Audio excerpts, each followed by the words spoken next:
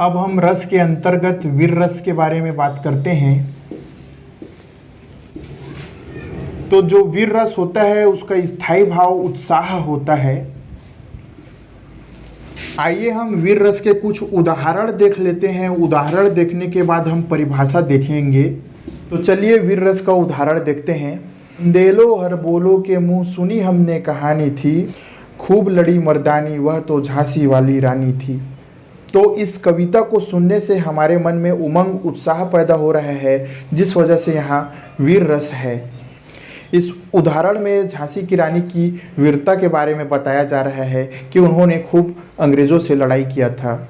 जैसे कि एक अन्य उदाहरण देखते हैं, ये भी युद्ध से ही संबंधित उदाहरण है। सुकुमार मत जानो मुझे, यमराज से भी युद्ध में सदा प्रस्तुत जानो मुझे। जब एक युवा को युद्ध में नहीं भेजा जाता है तब वह अपने दोस्त से कहता है कि मुझे सुकुमार मत जानो, मैं तो यमराज से भी युद्ध कर सकता हूँ। एक अन्य उदाहरण है, वीर तुम बढ़े चलो, धीर तुम बढ़े चलो, हाथ में ध्वजा रहे, बाल दल सजा रहे। तो ये जो उदाहरण है ये भी वीर रस के अंतर्गत आता है। इन सभी उदाहरणों से हमारे मन में उमंग उत्साह में वृद्धि होती है। तो आइए अब हम वीर रस का परिभाषा देखते हैं। तो वीर रस की परिभाषा हो जाएगी कि सहृदय के हृदय में स्थित उत्साह नामक स्थायी भाव का जब विभाव, अनुभाव और संचारी भाव के साथ संयोग हो जाता है तो वीर रस की निष्पत्ति होती है। उदाहरण तो अभी हमने देख लिया है।